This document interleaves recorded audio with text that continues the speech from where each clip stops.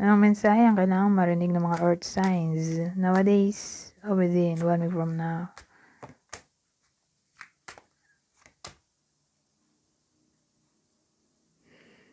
Ano to?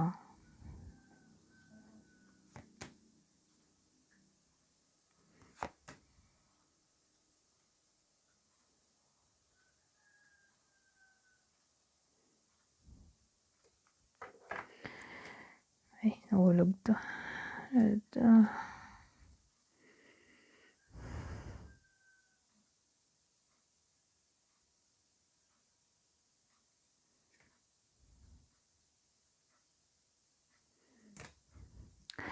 Ito.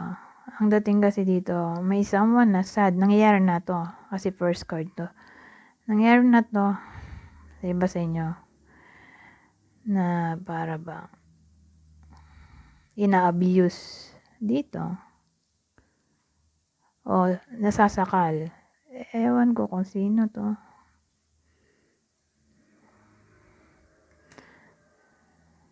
Pero yun nga, gusto niya na independence. Hindi naman niya makuha.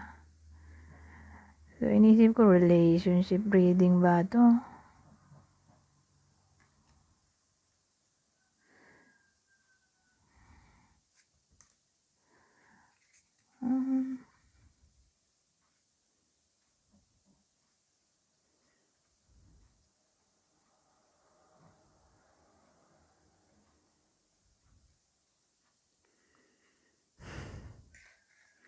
Wala kasi tayong direct na clue. Kung relationship ba to, although nakita ko to, justice.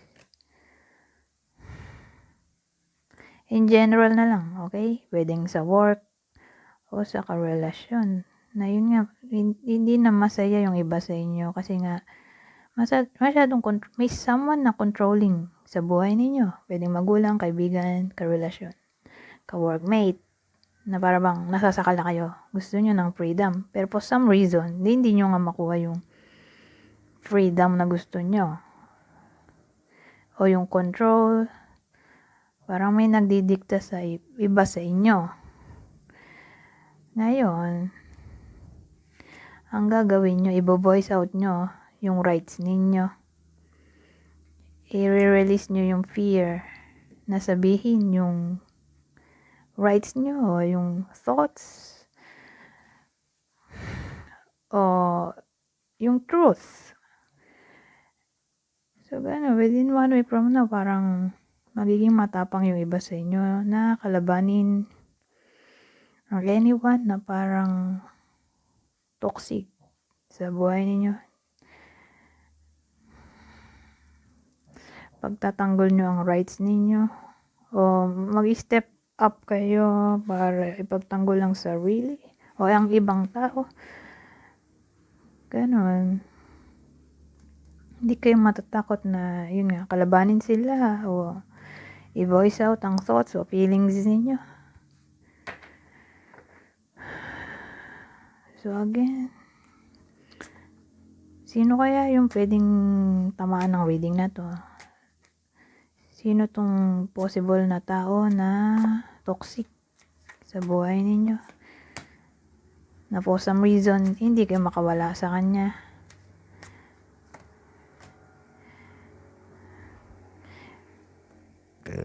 Excuse me. Pisces, Scorpio. Sabagay, mga manipulator naman yung mga yan. Water signs. IMG.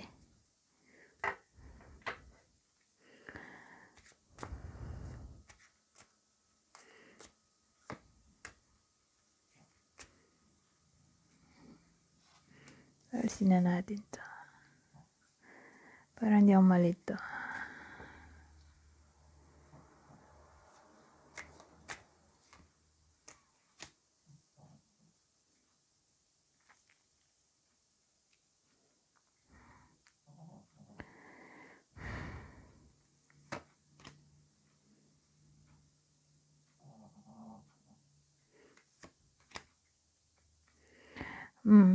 Well, dito sa case na to, reconciliation ay posible. Lalo na kung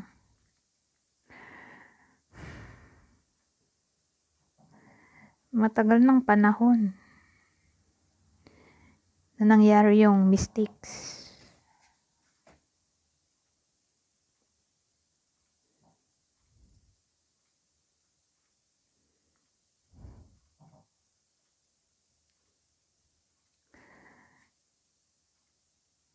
So, ang dating, may forgiveness.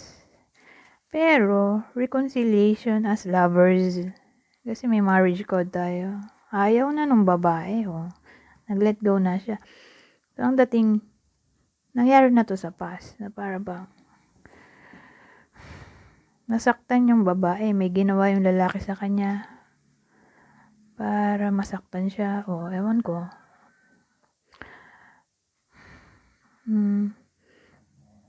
Naghiwalay siguro sila for some reason, na para bang sa tagal na ng panahon,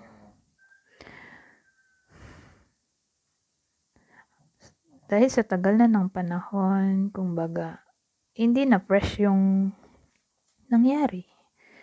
So, parang willing nang magpatawad yung babae. Pero hindi ibig sabihin na makikipagbalikan siya ulit. Dahil nag-let go na siya dito, ang point lang ay willing na siya magpatawad at mag-move on. Kalimutan ng nangyari sa past. At yun nga, mag-move on. So again, mukhang relationship reading,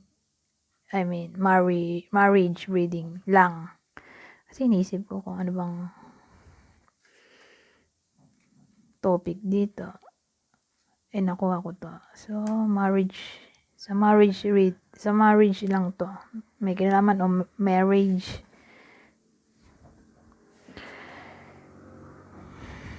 Sa kasal lang. Hindi sa relasyon. So, sino kaya yung possible partner nitong babaeng to? So, babae lang sa inyo. Ito.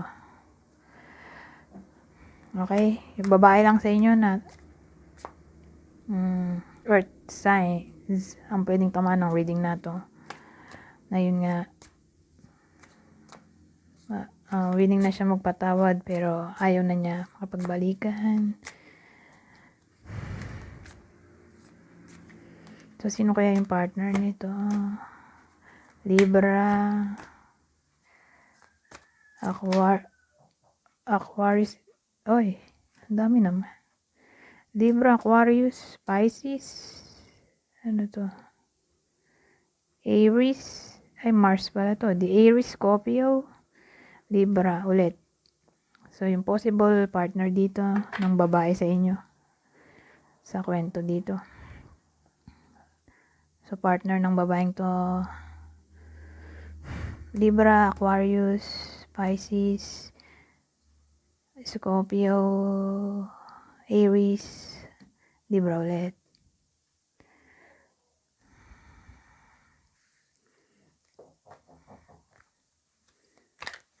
Teka, kuha tayo ba?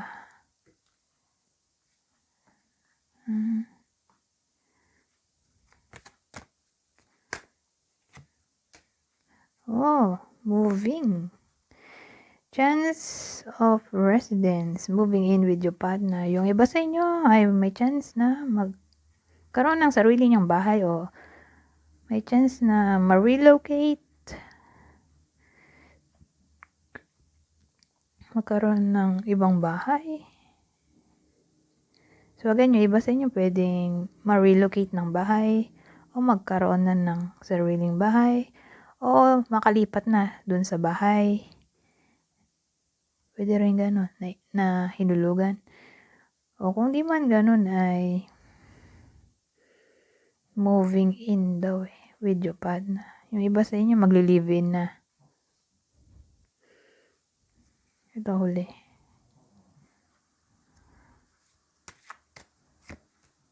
Change. The changes that you're going through are positive. So, positive changes pala to. Or positive changes.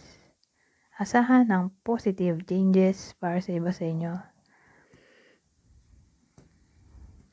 Anyways, hanggang dito na lang. Goodbye po now.